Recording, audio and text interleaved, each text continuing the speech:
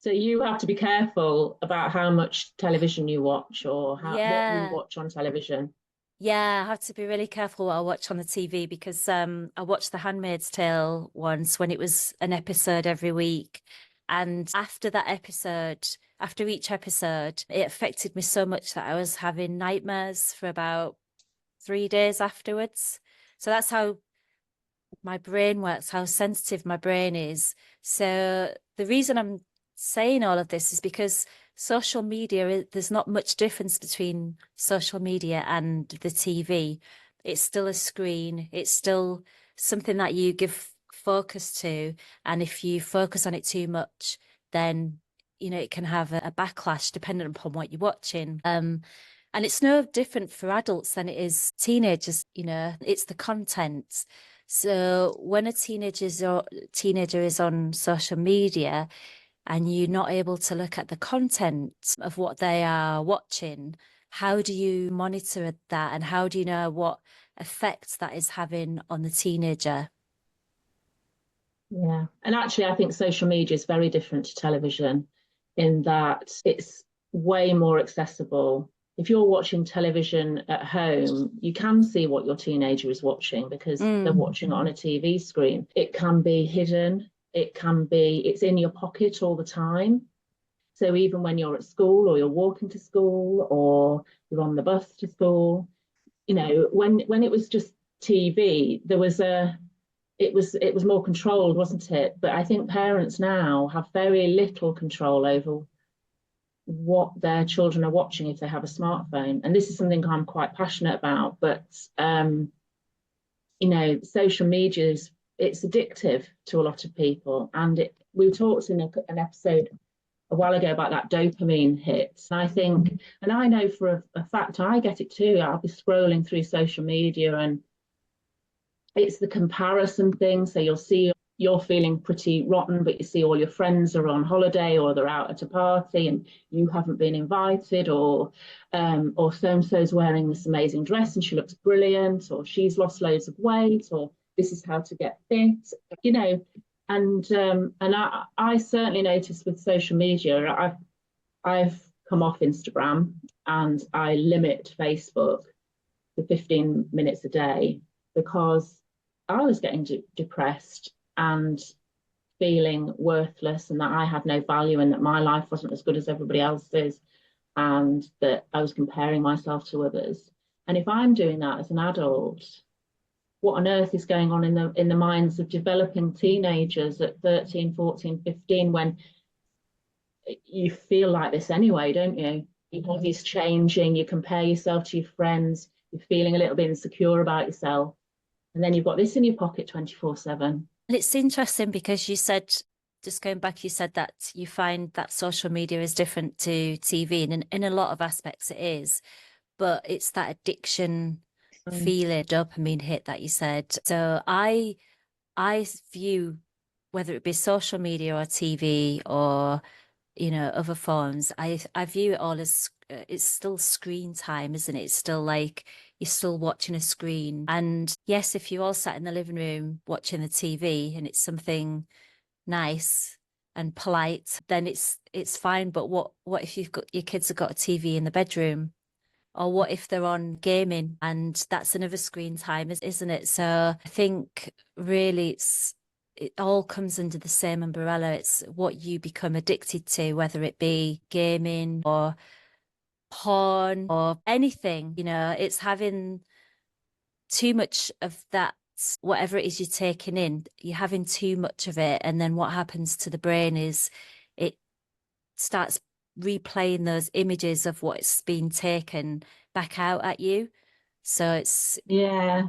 I suppose the other difference about social media is the algorithms and TV doesn't do that so much. I suppose it does do it a little bit in that if you're watching Prime or Netflix, it will recommend stuff on YouTube. But I think the aggressive algorithms on social media can be quite damaging to kids as well. So it's not necessarily that they're searching for stuff, is it? It's actually being pushed at them, which is quite worrying because you could, for example, search skincare products because you're interested. And then all of a sudden you start to get stuff about bleaching your skin or having lip fillers or comparing you to other people who have been photoshopped with this perfect skin and you haven't got that perfect skin.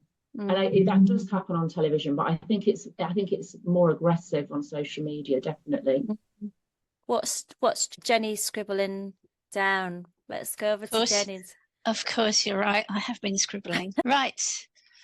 So I wrote down that I think that it's not necessarily the problem. The problem is not necessarily about what we've been talking about, the sort of self-image and the comparison stuff and all that, but it's also about the destabilization effect of other topics. So, for example, if we're watching stuff that's really scary, it has an impact on our well-being, on our central nervous system, and can potentially put us into flight or fight.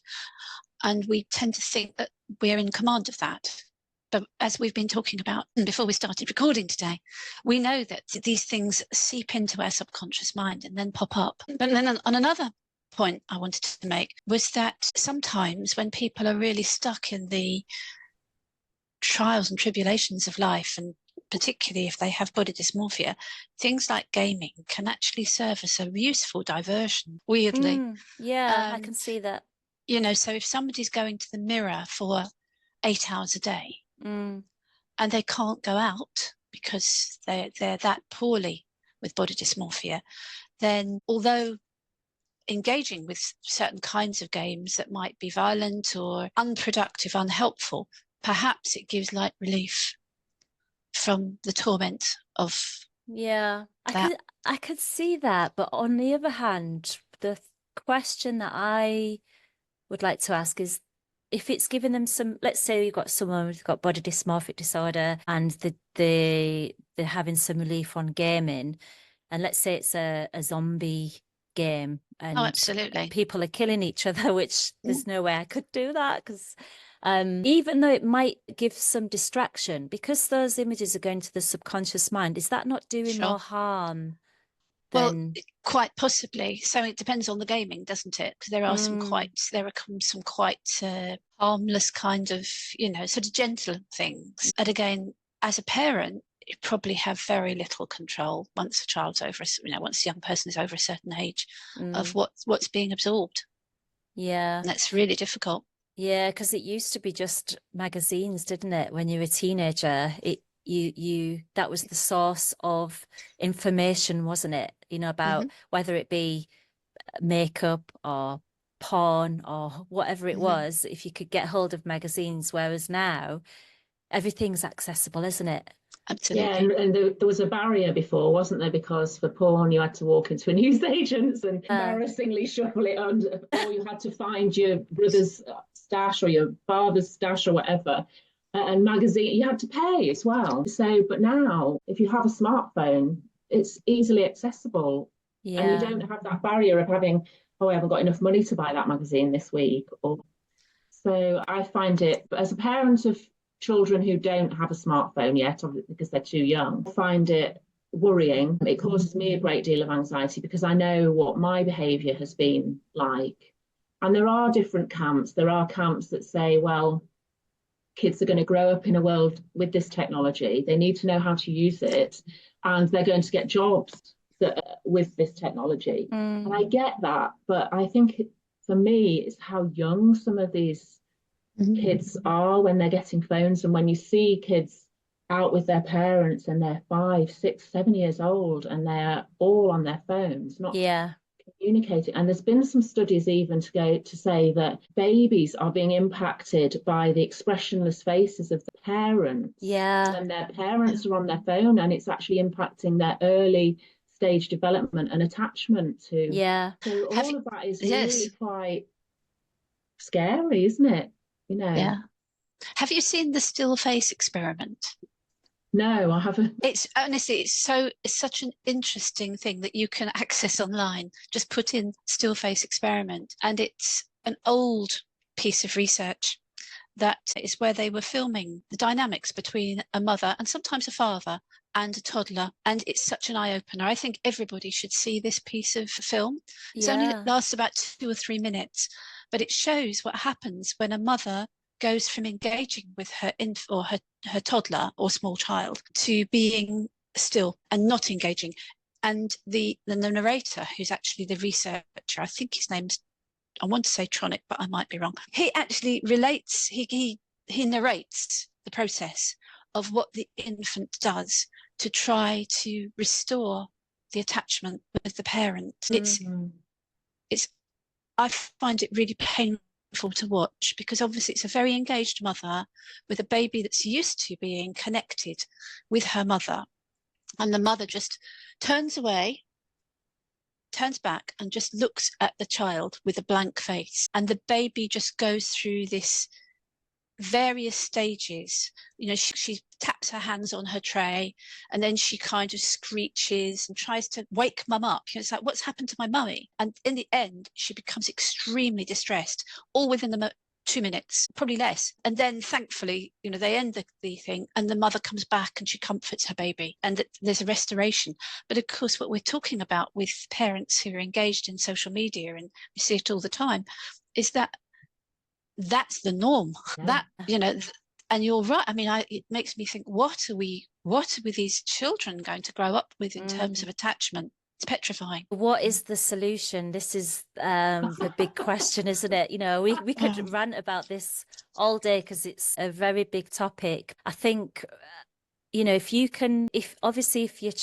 teenage child has access to screens and you're not sure what they're watching and let's say you are saying that you've tried, you know, you're limiting as much as you can and you can't limit everything. Watching the behavior of your children, just becoming very aware of how they act, and if it fits with their personality, or if it actually feels like it's something they've watched. So does that make sense? So for example, if a child starts doing a lot of you know, punching somebody, for example, or doing some karate on someone, maybe they've been watching too much karate social media, or that's a difficult, you know, it's not a great example, but it's really good to keep an eye on the behavior of your children at all times, because that's a really good indication to what they are taking in, because what you take in, you